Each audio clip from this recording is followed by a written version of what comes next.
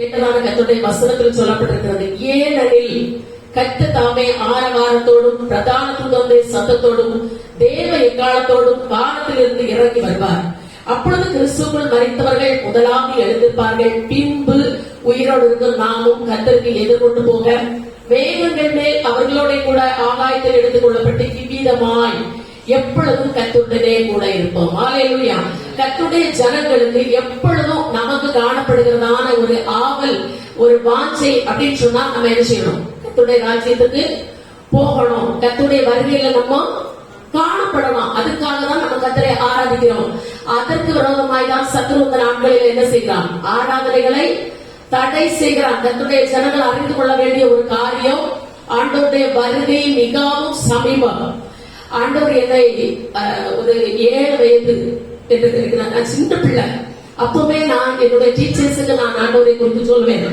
அப்பொழுது ஆண்டவர் எனக்கு தருகிற தரிசனம் என்னன்னு சொன்னால், வானத்துல மேகத்துல ஆண்டவர் வந்து நிற்கிறதாகவும், நான் பயங்கரமா ஆண்டவர் வந்திருக்கிறார் பாருங்க, இப்பமா ஆண்டவருடைய வருகைக்கு ஆயத்தப்படுது. நான் சின்ன பிள்ளை, நான் ஒரு அபிஷேகம் கூட பெற்றுக் கொள்ளவில்லை. அந்த நாட்களிலே ஆண்டவர் எனக்கு அதிகமாய் தருகிற தரிசனங்கள், ஆண்டவருடைய வருகையை குறித்த தரிசனங்கள். நான் எல்லா கர்த்தருடைய கிருபையினால யாரை பார்த்தாலும் சுவிசேஷம் சொல்லுவேன். யாரை பார்த்தாலும் என்னுடைய டீச்சர்ஸ் எல்லாம் பாஸ்டர் பார்க்க சொல்லுவாங்க, அவளை அப்பவே தெரியும் அவளே என்ன செய்ய போறா அப்படின்னு. ஆண்டவருடைய வருகை குறித்ததான தரிசனங்களை அதிகமாய் தருவார். அதுலயும் நான் செய்கிற காரியம் என்னன்னா, எல்லாரும் நிர்விசாரம் ஜனங்கள் மத்தியில அங்கங்கயா கூட்டமா கூடி உட்கார்ந்து, நான் சின்ன பிள்ளையா இருக்கும் பொழுதே ஆண்டவர் எனக்கு காண்பித்த காரியங்கள், கூட்டமா உட்கார்ந்து குடிக்கிறதும் விளையாடுகிறதும் மோசமான காரியங்களை பேசுகிறதும், இப்படி செய்கிறதான காரியங்களை எடுத்து ஆவேசமா பேசுவேன். எப்படின்னா, இப்பமாவது நீங்க இதை விட்டுறக்கூடாதா? ஆண்டவர் வருகிறாரே, அங்க பாருங்க, மேகத்துல பாருங்க, தலையை கொஞ்சம் உயர்த்தி பாருங்க அப்படின்னு சொல்லி அதிகமாய் நான் பாரப்பட்டு சொல்லுகிறதான காரியங்களை கர்த்தர் அடிக்கடி எனக்கு காண்பித்தார். ஆனால் அதற்கு அப்புறம் தான் நான் கர்த்தருடைய ஊழியத்துக்கு என்னை ஒப்புக் கொடுத்தேன். இப்படி செய்த காரியங்கள் இன்று நம்முடைய நாட்களிலேயே சம்பவங்களை பார்க்கும் பொழுது ஆண்டவருடைய வருகை மிக சமீபம் என்கிறதை நான் பார்க்க முடிகிறது. ஹல்லேலூயா. கொஞ்ச நாட்களாகவே என்னுடைய இதயத்தில் ஒரு கர்த்தருடைய வருகையை குறித்து சிலர்கள் நினைச்சுக்கணும் சொல்லணும். இன்னைக்கு கர்த்தருடைய வருகையை குறித்ததான ஜனங்களுடைய வாஞ்சை குறைந்து போய்விட்டது. உலகத்துல இருக்கணும், உலகத்துல நல்ல சம்பாதிக்கணும், உலகத்துல நல்ல வாழணும், உலகத்துக்காகவே வாழ்ந்து மறிக்கணும். இதைத்தான் ஜனங்கள் இன்றைக்கு அதிகமா நம்ம சம்பாதிக்கணும், நம்ம நல்ல காரியங்கள் செய்யணும், இப்படிதான் ஜனங்கள் நினைக்கிறாங்களே தவிர நம்ம ரட்சிக்கப்படணும், நம்ம ஆண்டவருடைய ராஜ்யத்திற்கு போகணும் அப்படின்னு சொல்லி ஒரு வாஞ்சை இந்த நாட்களில் என்ன செய்கிறது? குறைந்து கொண்டே இருக்கிறது. காரணம் என்ன அப்படின்னா, சத்துருக்கு தெரியும் ஆண்டவருடைய வருகை மிகவும் சமீபம். இன்னைக்கு விடிய காலம் நான் நைட்டிலே ஜெபித்து கொண்டே இந்த நாளில் ஆராதனைக்கா நல்ல ஜெபித்து கொண்டிருக்கிறதான நேரத்துல ஒரு சத்துரு பயங்கரமா போராடி கொண்டு அவன் என்ன சொன்னான் தெரியுமா? என்ன ஆண்டவர் சுட்டரிக்க போகிறாரு, அதனால என்னால முடிஞ்ச ஒருத்தர் ஜனங்களுக்கு நான் கொடுப்பேன் அப்படின்னு. கர்த்தருடைய பிள்ளைகளை, சத்துருக்கு தெரியுது ஆண்டவர் சீக்கிரத்துல அவன் என்ன செய்ய போறாரு? சுட்டரிக்க போகிறார். காரணம், பிசாசுக்காகவும் அவனுடைய தூதர்களுக்காகவும் தான் நரகம் என்ன செய்யப்பட்டிருக்கிறது? ஆயத்தப்படுத்தப்பட்டிருக்கிறது. ஆனா அதுல நான் கர்த்தருடைய ஜனங்களை கொண்டு போகணும் உள்ளதான் அவனுடைய வாஞ்சை. எந்த தொந்தரவு கொடுத்தாலும், எந்த கண்களின் நிச்சயம் கொடுத்தாலும், எந்த உலகத்தின் ஆசைகளை கொடுத்தாலும் ஜனங்களை என்ன செய்யணும்? அந்த இடத்துக்கு அவை கொண்டு போகணும். இப்படிப்பட்ட வாஞ்சையில தான் சத்துரு போராடி கொண்டிருக்கிறார். கர்த்தருடைய ஜனங்களே, நம்முடைய வாழ்க்கையில என்ன உபத்திரவங்கள் வந்தாலும், எந்த போராட்டங்கள் வந்தாலும், எந்த சூழ்நிலைகள் வந்தாலும் கர்த்தருக்காய் வைராக்கியமாய் இருக்க வேண்டும். ஹல்லேலூயா. கர்த்தருடைய வருகை மிக மிக மிக சமீபம். தீத்து 2ஆம் அதிகாரத்துல நீங்கள் பாருங்கள். தீத்து 2ஆம் அதிகாரத்தை நம்ம வாசிக்கும் பொழுது அங்கே நம்ம பார்க்க முடியும். 2ஆம் அதிகாரம் 11 இருந்து பாருங்க. ஏனெனில் நம்ம 1 தெசலோனிக்கேயர் 4ஆம் அதிகாரம் நம்ம வாசித்த வசனமும் எப்படி தொடங்குச்சு? ஏனெனில், இந்த கடைசி நாட்களில், ஏனென்றால் அப்படின்னு சொல்லி என்ன சொல்லப்பட்டது? எல்லா மனுஷருக்கும் ரட்சிப்பை அடைய தேவ கிருபையானது பிரசனமாகி நாம் அவபக்தியையும் லௌகிக இச்சைகளை வெறுத்து தெளிந்த புத்தியும் பயபக்தியும் நீதியும் தேவ பக்தியும் உள்ளவர்களாய் இவ்வுலகத்திலே ஜீவனம் பண்ணி. கர்த்தருடைய பிள்ளைகளை எல்லா மனுஷரும் ரட்சிக்க அழிக்கத்தக்க தேவ கிருபைதான் செய்யப்படுகிறது, காணப்படுகிறது. ஆனா நம்ம என்ன செய்யணும்? அவபக்தியை விடணும். முதல்ல என்ன செய்யணும்? அவபக்தி. பயபக்தியே இல்ல. இன்னைக்கு ஜனங்கள் மத்தியில என்னதான் இருக்கிறது? அவபக்தி. அவபக்தி இருந்தா பரலோக ராஜ்யத்துக்கு என்ன செய்ய முடியாது? போகவே முடியாது. யாரா இருந்தாலும் சரிதான், எத்தனை வருஷம் நம்ம ஆண்டவர் ஆராதித்தாலும் சரிதான், என்ன நற்கிரியைகளை செய்தாலும் சரிதான், அவபக்தி காணப்படுமானால் ஜனங்கள் என்ன செய்ய முடியாது? பரலோக ராஜ்யத்துக்கு போக முடியாது. அவபக்திக்கு அடுத்தது கர்த்தருடைய பிள்ளைகளுக்கு கொடுக்கிற காரியம் என்ன தெரியுமா? லௌகீக இச்சை. இந்த உலகத்தின் இச்சை ஒரு மனுஷனை என்ன செய்யல, விட்டு வைக்கல. உலக இச்சைகள், உலக சிநேகங்கள், உலக சிநேக தேவனுக்கு விரோதமான பகை, அதைத்தான் சத்துருவன் செய்கிறான், கொண்டு வருகிறான். அப்ப லௌகீக இச்சைகளை நம்ம என்ன செய்யணும்? வெறுக்கணும். கர்த்தருடைய பிள்ளைகளுக்கு ஒரு வெறுப்பு அவசியம். லௌகீக இச்சைகளை வெறுத்து தெளிந்த புத்தியும், ஒரு கடைசி நாட்களில் வைக்கப்பட்டிருக்கிறோம். ஆண்டவருடைய பிள்ளைகளுக்கு ஒரு தெளிந்த புத்தி அவசியம். தெளிந்த புத்தி உள்ளவர்களாக இருங்கள், விழித்திருங்கள். எல்லா காரியத்திலும் ஒரு விழிப்பு உணர்வு கர்த்தருடைய பிள்ளைகளுக்கு அவசியம். ஏன்னா இன்றைக்கு விழிப்பில்லாத ஜீவியம் தான் நம்முடைய வாழ்க்கையில் என்ன செய்யப்படுகிறது, காணப்படுகிறது. கர்த்தருடைய வருகையை குறித்த ஒரு விழிப்பு உணர்வு இல்ல. தேசத்தை குறித்ததான ஒரு விழிப்பு உணர்வு நமக்கு குறைந்து கொண்டிருக்கிறது. ஏன்னா ஆராதனை இல்ல. இனி நமக்கு அடுத்த வாரத்திலிருந்து லாக்டவுன் போட்டிருக்காங்க. நமக்கு ஆராதனை வைக்க கூடாதுன்னு சொல்லி அரசாங்கம் தடை போடப்பட்டிருக்கிறது. கர்த்தருடைய பிள்ளைகளை காரணம், சத்ரு உலகத்துல எந்த காரியத்தை செய்தாலும் ஒரு தெளிந்த புத்தி இல்லாத ஜனங்களை மாற்றும்படியாக விரும்புகிறார். கர்த்தருடைய ஜனங்களே, வீடுகளில் நீங்கள் இருந்தாலும் அதிகமாய் கர்த்தருடைய சமூகத்தை நீங்க என்ன செய்ய தேடுங்க. நம்ம வீட்டுல தானே இருக்கிறோம். வேலை வேலை வேலை சொல்லி வேலைக்கு மட்டும் முக்கியத்துவத்தை நாம் கொடுத்து கொண்டு நாம் வீடுகளில இராதபடி, இல்ல நம்முடைய வேலை ஸ்தலங்களில வேலைகளை மாத்திரம் பார்த்து கொண்டு இராதபடி கர்த்தருடைய ஜனங்கள் அதிகமாய் ஒரு தெளிந்த புத்தியோட என்ன செய்வோம், காணப்படுவோம். ஏன்னா கர்த்தருடைய ஜனங்களுக்கு தெளிந்த புத்தியை சத்துரு செய்து கொண்டிருக்கிறான், எடுத்துக் கொண்டிருக்கிறான். நீதி தேவ பக்தி உள்ளவர்களாய் இவ்வுலகத்திலே நீங்கள் என்ன செய்ய ஜீவனப்பட்டுங்க. 13ஆம் வருஷம் வசனம் சொல்லப்பட்டிருக்கிறது.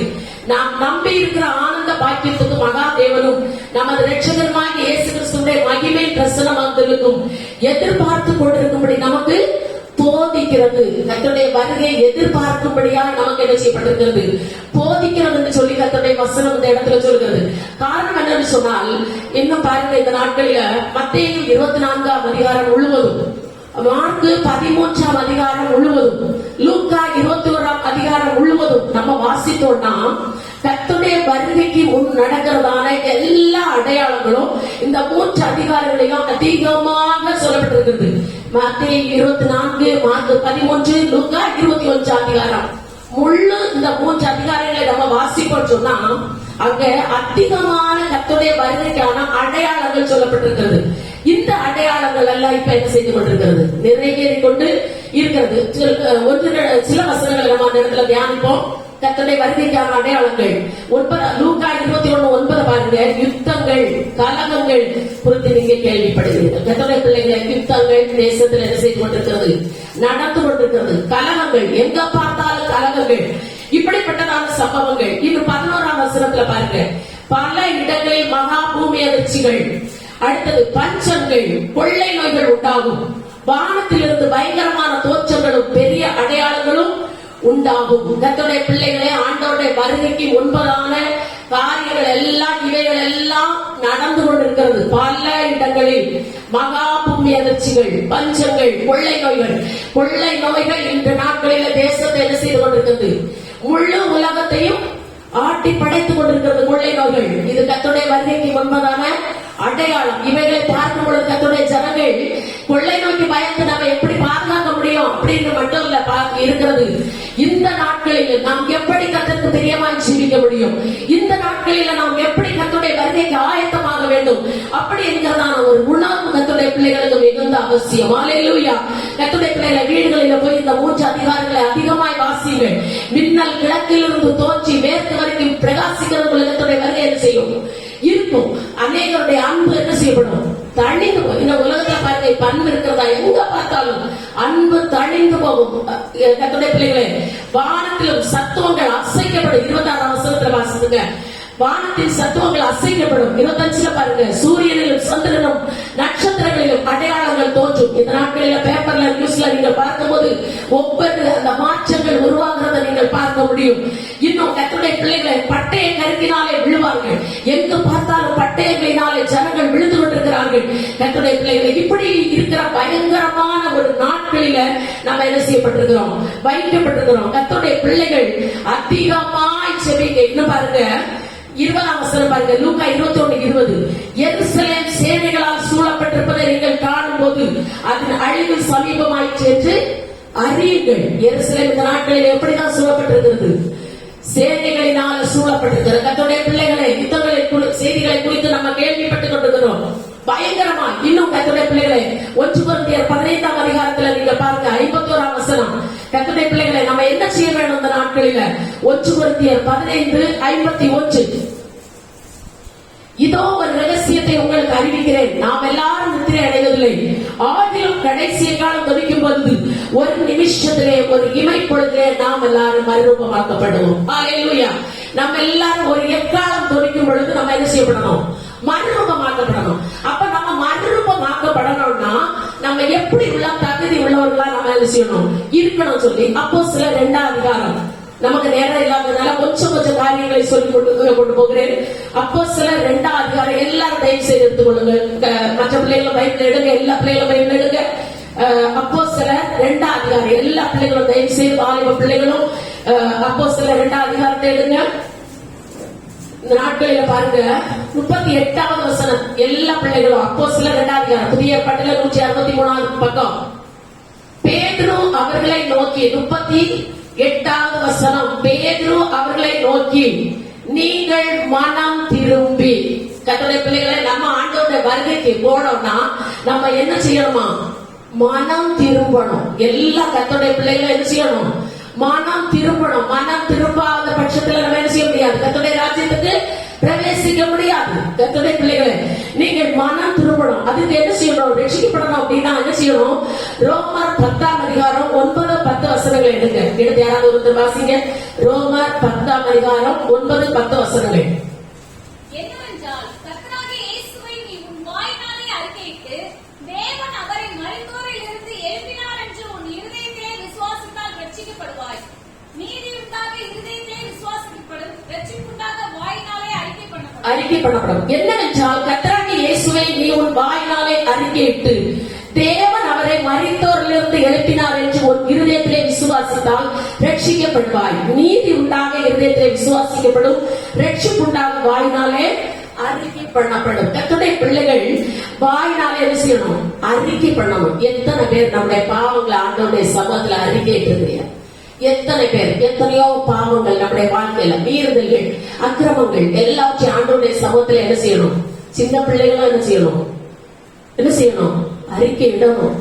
ரட்சிக்கப்படணும். ரட்சிக்கப்படாம பரலோக ராஜ்யத்துக்கு நம்ம என்ன செய்ய முடியாது? போகவே முடியாது. முதலாவது நமக்கு அஸ்திபார உபதேசம் என்ன அப்படின்னா, ரட்சிக்கப்படணும். கர்த்தருடைய பிள்ளைகளே, இயேசு கிறிஸ்து நம்முடைய பாவங்களுக்காக அடிக்கப்பட்டு, அவர் நமக்காக ரத்தம் சிந்தி, அவர் நமக்காக மரித்து அடக்கம் பண்ணப்பட்டு 3ஆம் நாளில் உயிர்த்தெழுந்தார். என்னுடைய பாவங்களை மன்னிப்பதற்காக அவர் தன்னுடைய ஜீவனை விட்டார், அவருடைய ரத்தத்தை சிந்தினார் என்று சொல்லி நாம் இருதயத்துல நம்ம விசுவாசித்து அறிக்கை பண்ணோம்னா நம்ம என்ன செய்யப்படுவோம்? ரட்சிக்கப்படுவோம். ரட்சிக்கப்பட்டுட்டோம். இனி அதனால அந்த ரட்சிப்பை கொடுத்து நம்ம கவலை இல்லாமலும் என்ன செய்யக்கூடாது? இருக்க கூடாது. எபிரேயர் 2ஆம் அதிகாரம் 4ஆம் வசனம். எபிரேயர் 2ஆம் அதிகாரம் 4ஆம் வசனம்.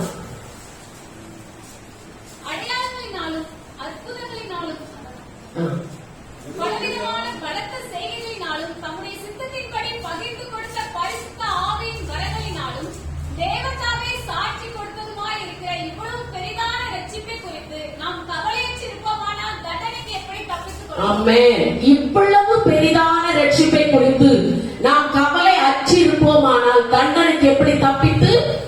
ரட்சிப்பு கர்த்தருடைய பிள்ளைகளை இந்த உலகத்தை பார்க்கிலும் விலையேற பெற்றது. பெரிய ரட்சிப்பு.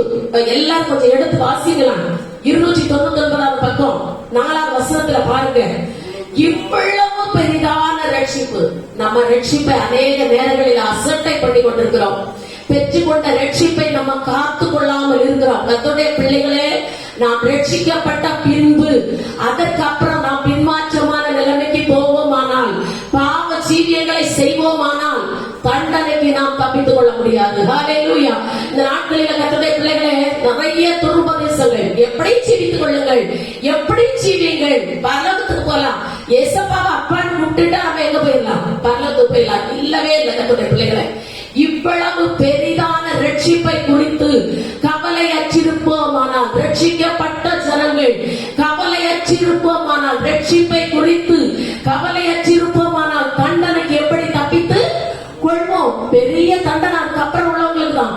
ரட்சிக்கப்பட்டு மனம் போல ஜீவித்தோம் சொன்னா நமக்கு தான் பயங்கர தண்டனை. முன்னிலைமை பார்க்கல பின்னிலைமை அதிக கேடுள்ளதா இருக்கும். கர்த்தருடைய பிள்ளைகளை, ரட்சிக்கப்பட்ட ஜனங்கள் ஒருவேளை பின்மாற்றமான ஜீவியத்துக்கு நீங்கள் இடம் கொடுத்திருப்பீர்கள் என்றால் தயவு செய்து மனம் திரும்புங்கள். தயவு செய்து மனம் திரும்புங்கள். உனக்கு கிடைத்த இந்த நாளிலாகிலும் உன் சமாதானத்துக்கு ஏற்றங்களை அறிந்தாயானா நலமா இருக்கும்னு சொல்லி கர்த்தர் எருசலேமை பார்த்து தான் கண்ணீர் விட்டார். அறியாத ஜனங்களை பார்த்து கண்ணீர் விடல, எருசலேமை பார்த்து கண்ணீர் விட்டார். உனக்கு கிடைத்த இந்த நாளிலாகிலும் உன் சமாதானத்துக்கு ஏற்றங்களை அறிந்தாயானால் நலமா இருக்கும். கர்த்தருடைய பிள்ளைகளை, இந்த நாள் கிருபையாய் உனக்கு தந்திருக்கிறதான இந்த நாள் உன்னுடைய ரட்சிப்பை குறித்து நீ கவலைப்பட்டு கர்த்தருடைய சமூகத்தில் அறிக்கையிட்டு பாவங்களை விட்டுவிட்டு ஒரு புதிய மனுஷனாய் ஜீவிப்பாயானால் கர்த்தருடைய வருகையை சேர்த்துக் கொள்வார். ஹல்லேலூயா. இல்ல நம்ம கைவிடப்பட்ட நிலைமையில காணப்படுவோமானால் நாம் பிறந்ததை விட பிறவாது இருந்தால் நமக்கு நலமா இருந்திருக்கும். ஹல்லேலூயா. கர்த்தருடைய பிள்ளைகளே, கடைசி காலம். இனிமேல் கர்த்தர் கிருபை வாசலை திறந்து வைத்திருக்கிறார் என்று சொல்லி நம்ம மனம் போல ஜீவித்துக் கொண்டிருப்போமானால், நம்முடைய மனதும் மாம்சம் விரும்புகிறபடி நாம் ஜீவித்துக் கொண்டிருப்போமானால் தண்டனைக்கு தப்பித்துக் கொள்ள முடியாது. ஹல்லேலூயா. துருபதேசங்கள் பெருகிக் கொண்டிருக்கிறது. கர்த்தருடைய பிள்ளைகளை அநேகர் சொல்கிறார்கள், மாம்சம் எப்படி ஜீவிக்கலாம், மாம்சம் மண்ணோடு போகிறது தான், மாம்சத்தில் எப்படி வாழலாம் என்று சொல்லி இது கர்த்தருடைய பிள்ளைகளே என்ன அப்படின்னு சொன்னா, கர்த்தருடைய வசனம் என்ன சொல்கிறதுன்னா, நம்ம சரீரத்தினாலும் ஆவியினாலும் கர்த்தரை என்ன செய்ய மகிமைப்படுத்துங்க. நம்ம சரீரத்தினாலும் கர்த்தரை மகிமைப்படுத்தணும். சரீரம் மண்ணுக்கு போற சரிதான். நம்ம பூமியில இருக்கிற நாட்களில நம்முடைய சரீரமும் எப்படி இருக்கணும், கனமானதாய் பரிசுத்தமானதாய் என்ன செய்யணும். நம்ம ஆண்டு கொள்ளுங்கள் நம்முடைய சரீரத்தை நம்ம கனமானதாய் பரிசுத்தம் உள்ளதாய் நம்ம ஆண்டு கொள்கிறோமா? கர்த்தருடைய பிள்ளைகளே, சரீரத்தை குறித்து கர்த்தர் கேள்வி கேட்பார். எப்படி ஜீவிக்கலாம் என்று சொல்லி கர்த்தருடைய பிள்ளைகள் ஜீவிக்க கூடாது. இந்த நாட்களில் மனம் திரும்பு என்று சொல்லி கர்த்தருடைய வசனம் சொல்கிறது. கர்த்தருடைய பிள்ளைகளே, அது ஒரு அப்படிப்பட்டதான காரியங்களில் இன்று கர்த்தருக்காய் ஒரு பக்தி வைராக்கியம் உள்ளவர்களாய் மனம் திரும்புவோம். குற்றமில்லாத மனுஷன் இல்ல கர்த்தருடைய பிள்ளைகளை. குற்றங்கள் குறைகளை ஆண்டவருடைய சபத்தில் அறிக்கையிட்டு மனம் திரும்பி ஜீவிங்கள். ஏனென்றால் நம்முடைய மரணம் எந்த நேரத்திலும் சம்பவிக்கலாம், எந்த நேரத்திலும் மனிதனுக்கு எதுவும் சம்பவிக்கலாம். ஆனால் கர்த்தருடைய வருகையை நாம் சந்திக்க வேண்டுமானால் மனம் திரும்ப வேண்டும். ஹல்லேலூயா. பாவ ஜீவியங்களை விட்டு மனம் திரும்புங்கள். இதுவரையில் கர்த்தருக்கு பிரியமில்லாத ஜீவியம் செய்கிற காரியங்களை விட்டு மனம் திரும்புங்கள்.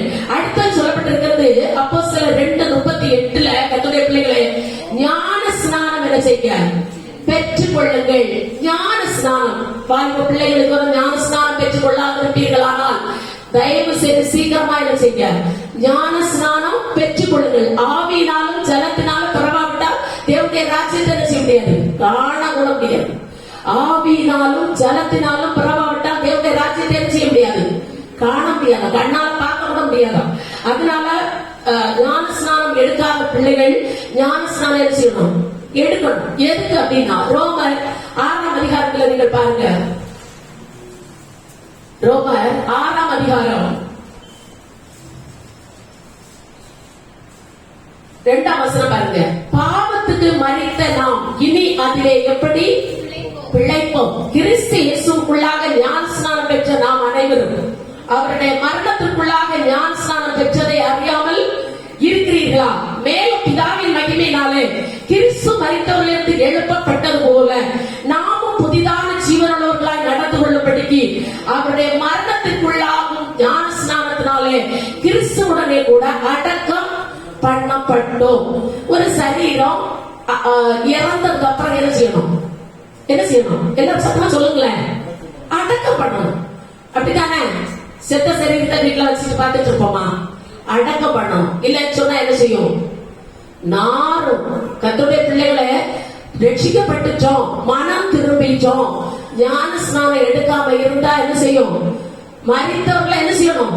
அடக்கம் பண்ணப்படணும். ஞான ஸ்நானம் என்று சொல்கிறது கர்த்தருடைய பிள்ளைகளை பாவத்திற்கு மரித்து நீதிக்கு எழுப்புவது. அப்ப நீதிக்கு எழுப்பணும் அப்படின்னு சொன்னா பாவத்தை என்ன செய்யப்படணும்? அடக்கம் பண்ணப்படணும். மரித்து அடக்கம் பண்ணப்படணும். யாரோடு கூட? கிறிஸ்துவோடு கூட. கிறிஸ்துவோடு கூட அவர் நமக்காய் மரித்து எழுப்பப்பட்டது போல அவருடைய ஞான ஸ்நானம் பண்ணும் பொழுதுதான் அவரோட கூட நம்ம என்ன செய்ய முடியும்? எழுப்பப்பட முடியும். இன்னும் ஞான ஸ்நானம் அவரோடு பண்ணுகிறதான உடன்படிக்கை, ஒரு என்கேஜ்மெண்ட் நமக்கு எப்படி நடக்கிறது? அதே போல ஞான ஸ்நானம் என்று சொல்றது ஆண்டவரோடு கற்புள்ள கன்னிகையாய் கிறிஸ்துவ புருஷனுக்கு உங்களை நியமிக்கப்பட்டபடி ஒரு நியமிக்கிற அனுபவம் ஞான ஸ்நானம். அதுபோல தேவனுடைய நீதி மத்தேயு 3:16 பார்க்கிறோம். இது தேவனுடைய நீதி. ஆண்டவருடைய நீதியை நிறைவேற்றறானா நம்ம என்ன செய்யணும்? ஞான ஸ்நானம் எடுக்கணும். மனம் திரும்பி ஞான ஸ்நானம் செய்யணும், எடுக்கணும். அதுபோல கொலோசியர் 3:27 சொல்லப்பட்டிருக்கிறது கிறிஸ்துவோட கூட நம்ம என்ன செய்யணும்? கிறிஸ்துவை தரித்துக் கொள்கிறோம். நம்ம ஒரு புதிய வஸ்திரம் தரித்துக் கொள்கிறது போல கிறிஸ்துவை நம்ம தரித்துக் கொள்ளணும். அப்படின்னா என்ன செய்யணும்? ஞான ஸ்நானம் எடுக்கணும். அநேகர் தங்களுக்கு கேடுண்டாக என்ன செய்தார்கள்? ஞான ஸ்நான சத்தியத்தை விட்டு விட்டார்கள். ஞான ஸ்நானம் எப்ப எடுக்கணும் அப்படின்னா ஞானம் வந்ததுக்கு அப்புறம் தான் ஞான ஸ்நானம் என்ன செய்யணும்? எடுக்கணும். பாவத்தை குறித்த அறிவு உண்டானதுக்கு அப்புறம் தான் ஞான ஸ்நானம் என்ன செய்யணும்? எடுக்கணும். ஞானம் வந்ததுக்கு அப்புறம். அதுபோல எப்படி ஞான ஸ்நானம் எடுக்கணும்? முழுகிதான் ஞான ஸ்நானம் என்ன செய்யணும்? எடுக்கணும். இயேசு கிறிஸ்து எப்படி ஞான ஸ்நானம் எடுத்தார்? பிதா குமாரன் பரிசுத்தாவியின் நாமத்தினால என்ன செய்தார்? முழுகி ஞான ஸ்நானம் எடுத்தார். முழுகிதான் ஞான ஸ்நானம். தீத்து 2 சொல்லப்பட்டிருக்கிறது, 3:5 சொல்லப்பட்டிருக்கிறது. இது அவரோட என்ன செய்யறது? முழுகி. கர்த்தருடைய பிள்ளைகளை முழுகிதான் அமைச்சிருக்கிறோம். மறுஜென்மா முழுக்கு என்று சொல்லப்பட்டிருக்கிறது. மறுஜென்மா முழுக்கினாலும் பரிசுத்தாவியை புதிதாக்குகிறார். நம்ம என்ன செய்தார்? ரட்சித்தார். இது ஒரு முழுக்கு. கர்த்தருடைய பிள்ளைகளை முழுக்கு ஞான ஸ்நானம் தான் என்ன செய்யணும்? எடுக்கணும். அப்படி முழுக்கி நம்ம ஞான ஸ்நானம் பெற்றுக்கொண்ட மாத்திரம் தான் பரவாயில்ல செய்ய முடியும், பிரவேசிக்க முடியும். மத்தேயு 28 கடைசியில நம்ம வாசிக்க முடியும்.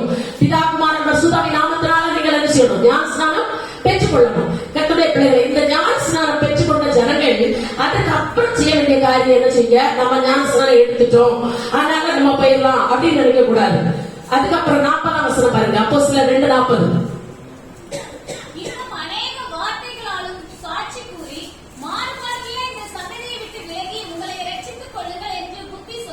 மாறுபாடுள்ள இந்த சந்ததியை விட்டு விலகி உங்களை என்ன செய்யுங்க? ரட்சித்துக் கொள்ளுங்கள்.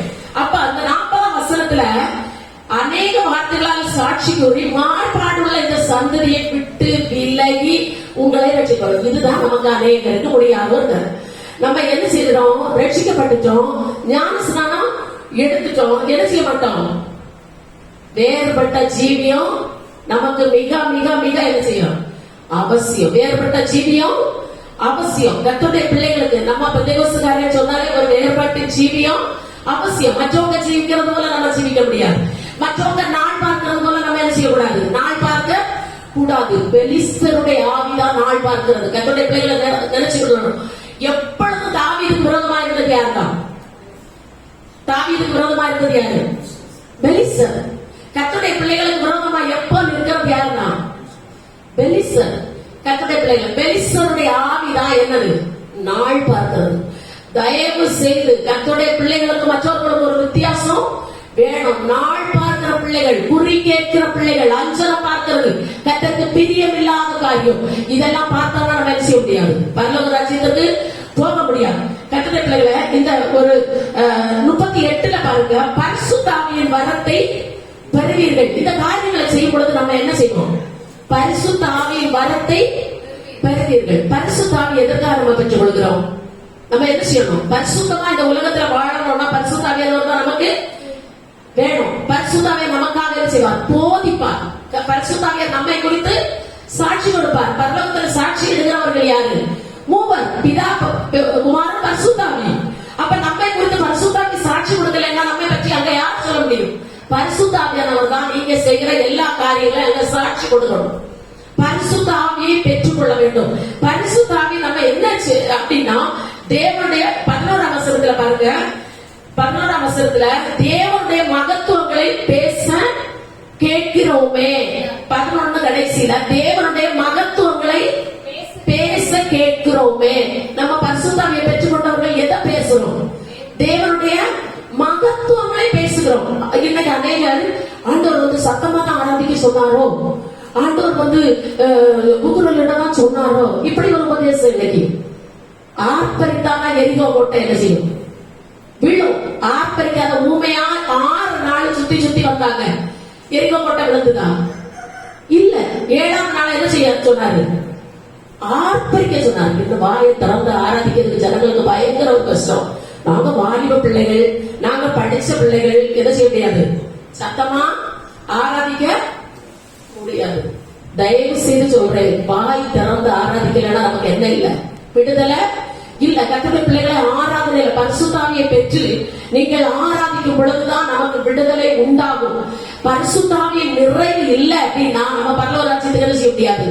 போக முடியாது. இன்னைக்கு விலை உயர்ந்த கார்களை நம்ம கேள்விப்படுகிறோம். எத்தனை கோடி ரூபா? எத்தனை கோடி ரூபா சொல்லுங்களேன். கேள்விப்பட்ட வாகனங்களை நம்ம தமிழ்நாட்டிலே சிலர் எத்தனை கோடிக்கு வாங்கி வச்சிருக்காங்களாம்? 6 கோடிக்கு வாங்கி வச்சிருக்காங்களாம், 3 கோடிக்கு வாங்கி வச்சிருக்காங்களாம். சரி இருக்கட்டும், பெட்ரோல் இல்ல, இல்ல டீசல் இல்ல, இல்ல எரிபொருள் இல்ல அப்படின்னு அந்த கார் ஓடுமா? எத்தனை கோடிக்கு? எத்தனை கோடி இருந்தாலும், எத்தனை கோடிக்கு கார் வாங்கினாலும் அதுக்கு பெட்ரோல் இல்லைன்னா என்ன செய்யாது? காரு ஓடாது. நீங்க எவ்வளவு ரூபாயை கொடுத்து நம்முடைய எல்லா நம்முடைய உழைப்பை கொடுத்தாலும் என்ன இல்லைன்னா ஓடாது. என்ன இல்லைன்னா ஓடாது. கிறிஸ்தவ ஜீவியமும் என்ன வேணும்? என்ன வேணும்? பரிசுத்த ஆவியின் அபிஷேகம். எத்தனை பேர் பரிசுத்த ஆவியின் அபிஷேகம் உண்மையாக பெற்றுக் கொள்ளாம இருக்க சொல்லி கை தூக்குங்களா? ஆண்டவருக்கு முன்பாய், பரலோகத்தின் தேவனுக்கு முன்பாய் பரிசுத்த ஆவியை பெற்றுக் கொள்ளாதவர்கள் அந்நிய பாஷை அடையாளத்தோடு என் வாய்ப்பு பிள்ளைகள் எல்லாம் பெற்றுட்டீங்களா? பரிசுத்த ஆவியை பெற்றீர்களா? அப்ப என்ன செய்யல? பரிசுத்த ஆவி பெற்றுக்கொள்ளல. பரலோகத்துக்கு போக முடியுமா? முடியுமா? நாங்க அப்பா அம்மா பாஸ்டர் ஊழியக்காரங்க கூட்டிட்டு போக முடியுமா? அம்மா அபிஷேகம் பெற்றாங்க கூட்டிட்டு போக முடியுமா? அப்பா அபிஷேகம் பெற்றிருக்காங்கன்னா கூட்டிட்டு போக முடியுமா? இல்ல. அவரவர் உன் ஜீவன் தப்ப என்ன செய்யும்? ஓடிப்போம். அவரவர் அபிஷேகம் பெற்றா மட்டும்தான் என்ன செய்ய முடியும்? ஆவியினாலும் ஜலத்தினாலும் பிரபாவிட்டா தேவனுடைய ராஜ்யத்துல என்ன செய்ய முடியாது? அநேகர் ரட்சிக்கப்படுவாங்க, அதிகமா சுவிசேஷம் சொல்லுவாங்க, நல்ல ரட்சிக்கப்பட்ட அனுபவத்தை சொல்லுவாங்க, மற்றவங்களுக்கு ஊழியம் செய்வாங்க. ஆனா அபிஷேகத்தை என்ன செய்ய மாட்டாங்க? பெற்றுக்கொள்ள மாட்டாங்க. கர்த்தருடைய பிள்ளைகளே, அபிஷேகம் பெற்றுக்கொண்டால் மாத்திரம்தான் அபிஷேகம், நீங்கள் பெற்றுக்கொண்ட அபிஷேகம் உங்களை சகல சத்தியத்துக்குள்ள என்ன செய்யும்? நடத்தும். அப்ப நீங்கள் பெற்றுக்கொண்ட அபிஷேகம் உங்களை சகல சத்தியத்துக்குள்ள நடத்தணும் அப்படின்னா நீங்க பரிசுத்த ஆவியை என்ன செய்யணும்? பெற்றுக்கொள்ளணும். ஆண்டவருடைய சமூகத்துல கேளுங்க. கர்த்தருடைய பிள்ளைகள் அபிஷேகத்தை கேளுங்க.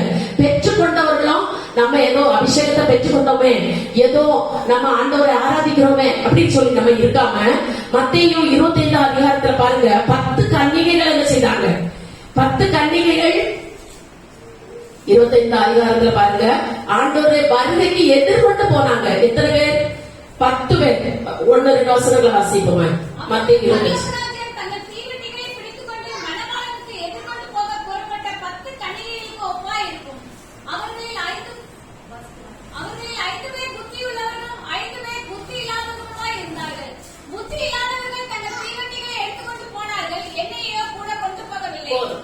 கர்த்தருடைய பிள்ளைகளை எல்லாரும் ரட்சிக்கப்பட்டவங்க தான், ஞானஸ்நானம் எடுத்தவங்க தான், ஆண்டவருடைய வருகையை எதிர்கொண்டு போனவங்க தான், தீவெட்டி வச்சிருந்தவங்க தான். 5 பேர்த்த எண்ணெய் இருந்துச்சு, 5 பேர்த்த எண்ணெய் இல்ல. தீவெட்டி இருந்தது, ஆனா எண்ணெய் இல்ல. எண்ணெய் இல்ல. எண்ணெய் இல்லாதவங்க என்ன செய்வாங்க? லேசா நம்ம அபிஷேகம் பெற்றிருக்கிறோமே, நம்ம போயிடலாம் அப்படின்னு சொன்னாலும் நம்ம என்ன செய்ய முடியாது? போக முடியாது. கர்த்தருடைய பிள்ளைகளே, பண்டிதர்கள் சொல்லுகிறார்கள், ஆண்டவர் வந்து மேகங்கள் மேல் வருகிறது, பூமியிலிருந்து 5 கிலோமீட்டர் தூரம் தான் சொல்றாங்க. அது எவ்வளவு உண்மை எனக்கு தெரியாது. மேகங்கள் இருக்கிறதான இடம் பூமியிலிருந்து 5 கிலோமீட்டர் அந்த பக்கம் இருந்தோம். மேகத்துல ஆண்டவர் வருவாருன்னா அவர் கீழே வரமாட்டாரு, அவர் மேகத்துல தான் நிற்பார். அவர் நிற்கும் போது நம்ம எடுத்துக்கொள்ளப்படணும்னா, இப்ப ஒரு 2-3 மாசத்துக்கு முன்ன டிவியில நியூஸ் போட்டிருந்தான், கடல்ல ஒரு திடீர்னு ஒரு சுழல் காற்று வந்து தண்ணி எல்லாம் மேல செய்து எடுத்துட்டு போகுது. எத்தனை பேர் பாத்தீங்களோ எனக்கு தெரியாது. அப்போ தண்ணியே மேல மேகத்துக்கு எடுத்துக்கொண்டு போகுதுன்னா, அழகா பாலிமர் நியூஸ்ல எல்லாம் போட்டா, எனக்கு பார்த்தது ஆச்சரியம். ஆண்டவரே, இந்த தண்ணிய மேல எடுத்துக்கொண்டு போகுதுன்னு சொன்னா, கர்த்தருடைய வருகையில கர்த்தருடைய ஜனங்களை ஆண்டவர் எடுத்துக்கொள்வது எவ்வளவு ஆச்சரியம். அல்லேலூயா. கர்த்தருடைய பிள்ளைகள் அடையாளங்கள் எப்படி அழகா நடந்துட்டு இருக்கு பாருங்க, தண்ணி மேல போகுது. அப்போ கர்த்தருடைய பிள்ளைகள் பரிசுத்தாவியை பெற்றிருந்தோம்னா நமக்கு என்ன செய்யப்படும், நம்ம பறந்து என்ன செய்ய முடியும், அவரோடு போக முடியும். அதுக்குதான் நம்ம வாசித்த வசனத்தை நம்ம கடைசியில பார்ப்போம். இப்போ புத்தி உள்ளவர்கள் எண்ணெய் என்ன செய்யணும், வைத்திருக்கணும். எவ்வளவு எண்ணெயை கர்த்தருடைய பிள்ளைகளை நீங்கள் வைத்திருக்கிறீர்களோ அந்த அளவு தான் வண்டி என்ன செய்யும். இப்ப கொஞ்சம் பெட்ரோல் போட்டு முக்கிய கார் ஓட்டதுக்கும் நிறைய பெட்ரோல் போட்டு ஓட்டதுக்கும் வித்தியாசம் உண்டா இல்லையா பிரதர்? உண்டு.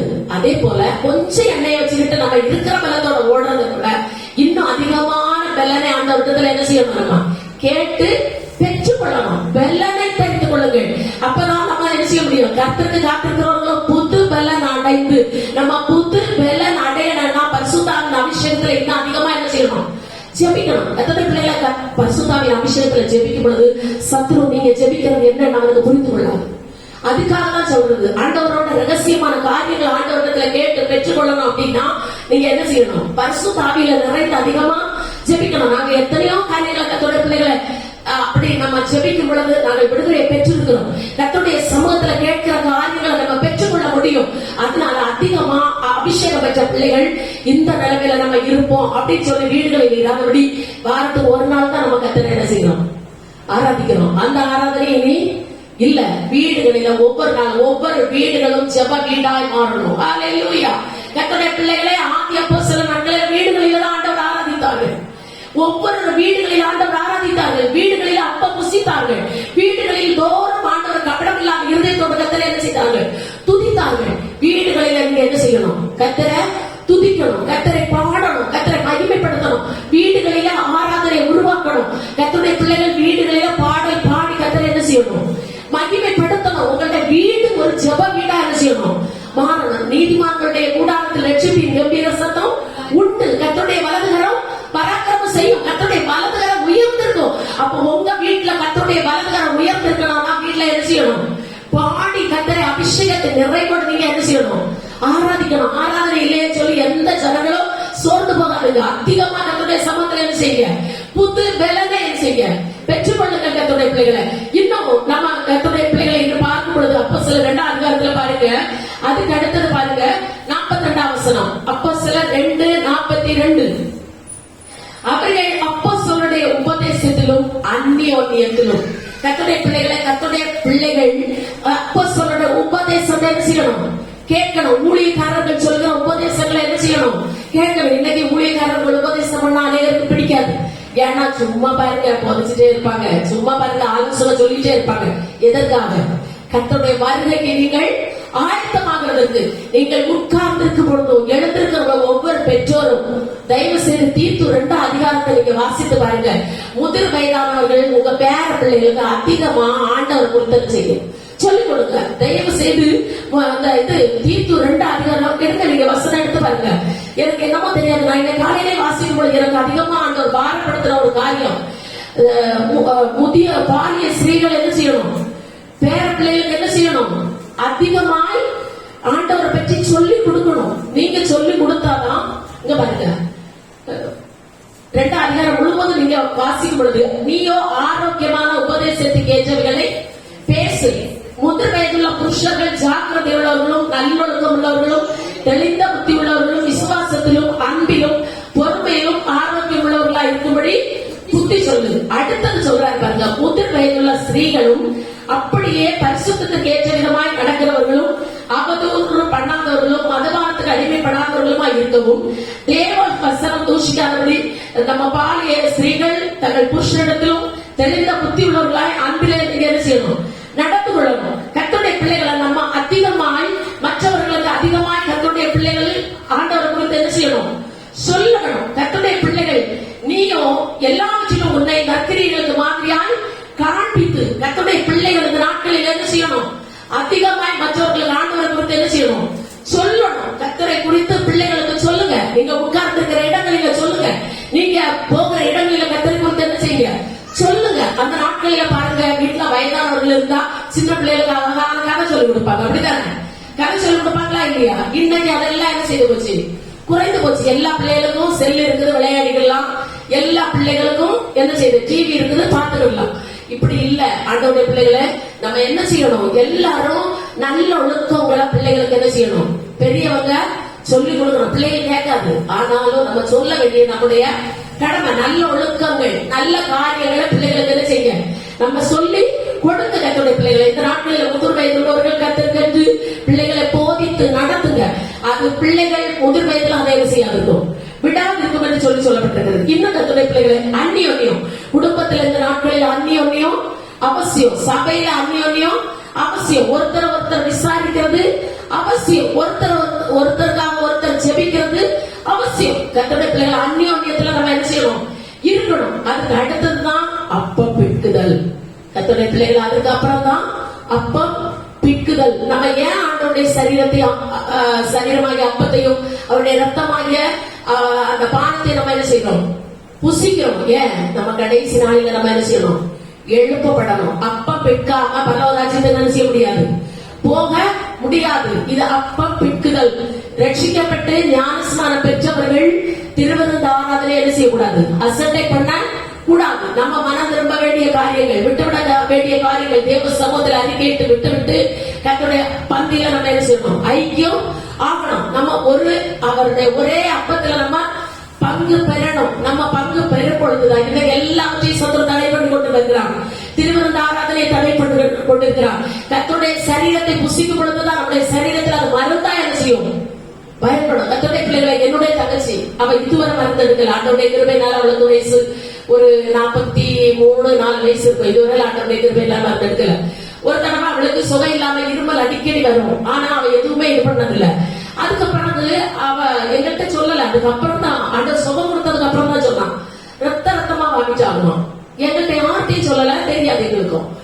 அப்போ அவ ஒரு நாள் படுத்திருக்கும் பொழுது அப்படியே வாமிட் பண்ணி தலைமுடி எல்லாம் ரத்தமா இருந்ததாம். அப்ப ஆண்டவர்தான், ஆண்டவரே நான் உங்களுடைய சரீரத்தை இன்னைக்கு என்ன செய்ய போறேன்? புசிக்க போறேன். திருவிருந்து ஆராதனை நான் என்ன செய்ய போறேன்?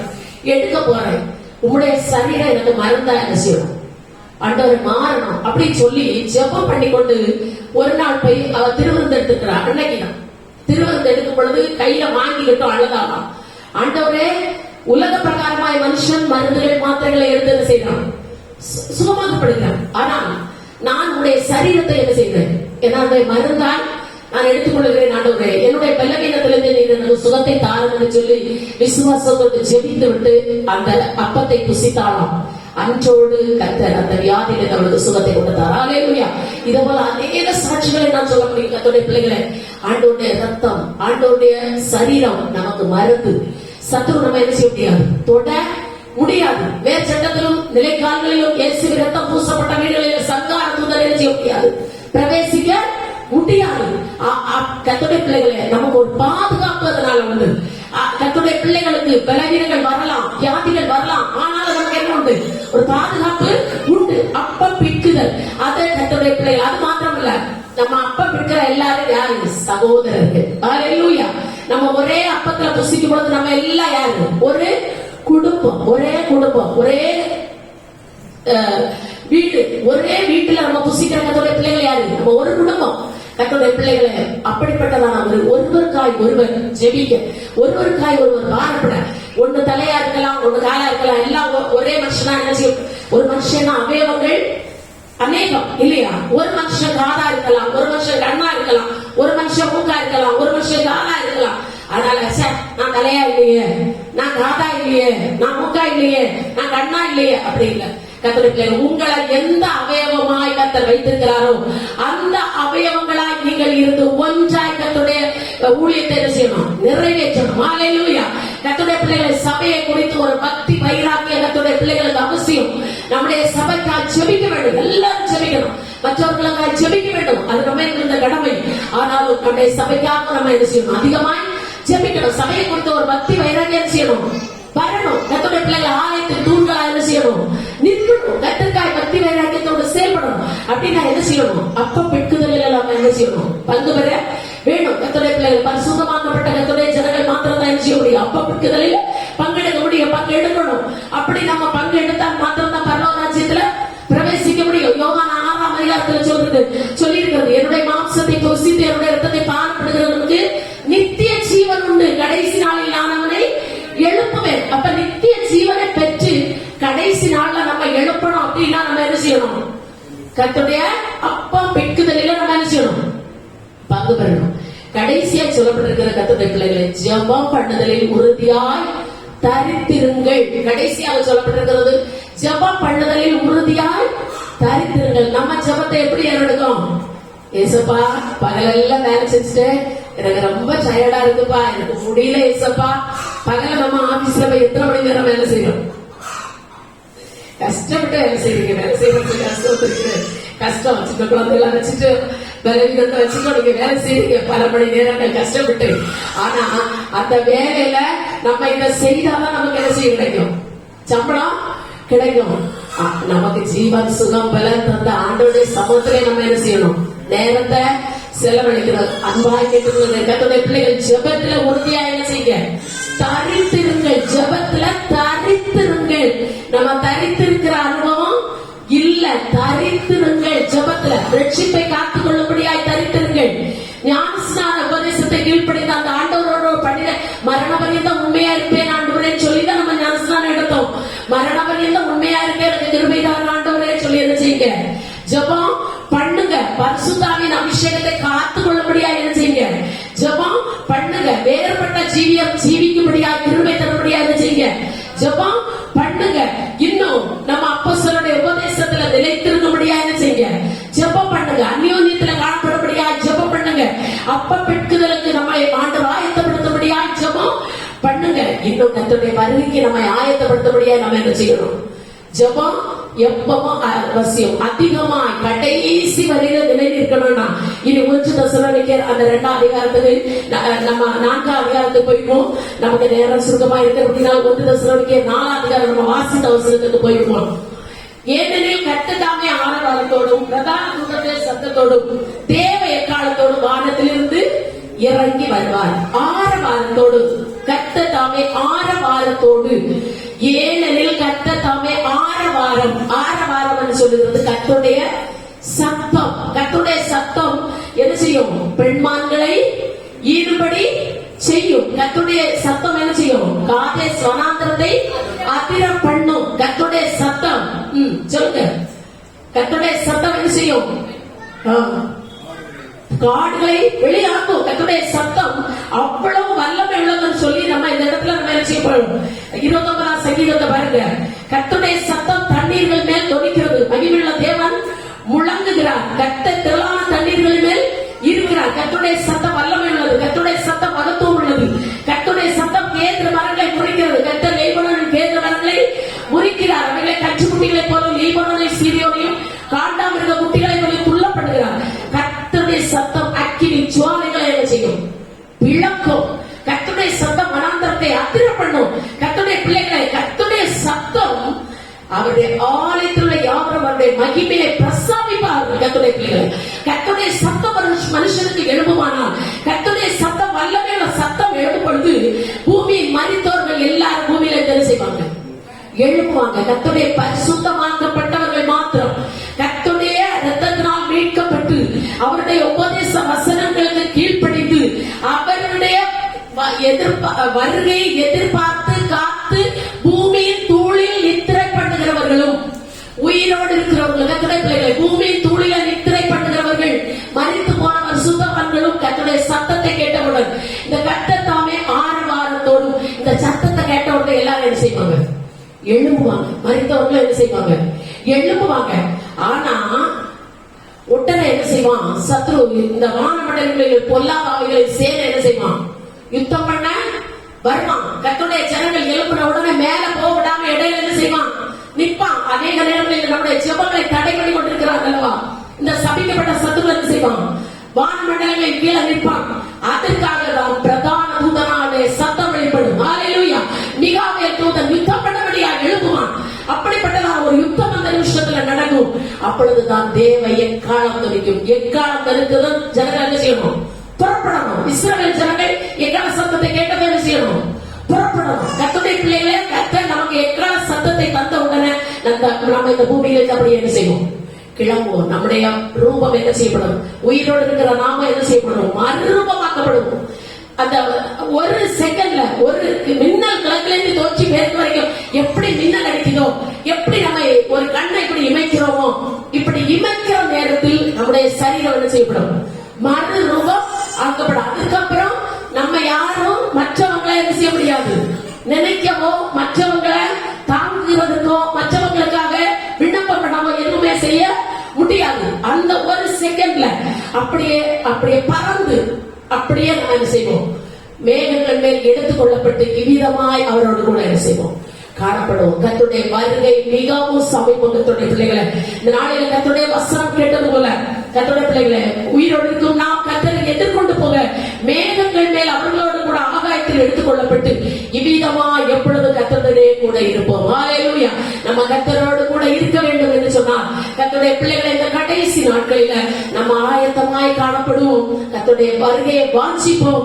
அவருடைய ராஜ்யத்துக்காய் நம்மை ஆயத்தப்படுத்திக் கொண்டிருப்போம். நீ ஆயத்தப்படு என்று சொல்லி கர்த்தருடைய வசனம் சொல்லுகிறது. ஹalleluya. உன் தேவனை சந்திக்கும்படியாக நீ ஆயத்தப்படு. இதோ சீக்கிரமாய் வருகிறேன். அவனவனுக்கு நான் அளிக்கும் பலன் என்னோடு கூட வருகிறது. பரிசுத்தம் உள்ளவன் இன்னும் பரிசுத்தமாகட்டும், நீதி செய்கிறவன் இன்னும் நீதி செய்கிறவன், அநியாயம் செய்கிறவன் அநியாயம் செய்யட்டும். கர்த்தருடைய பிள்ளைகளை, பரிசுத்தம் உள்ளவர்கள் இன்னும் பரிசுத்தமாகுங்கள். கர்த்தருடைய பிள்ளைகளை, கர்த்தருடைய வருகை மிகவும் சமீபம். கர்த்தருடைய வருகைக்கு நாம் ஆயத்தமாவோம். கர்த்தர் நம்ம ஒவ்வொருவரை பரிசுத்தமாக்குவாராக. இந்த நாளிலும் கர்த்தருடைய வார்த்தை கொடுக்க கர்த்தர் திரும்ப செய்தபடினால் கர்த்தரை துதிக்கிறேன். எல்லார் கண்களை மூடி ஒரு நிமிஷம் ஜெபிப்போமா? ஸ்தோத்திரிக்கிறோம்.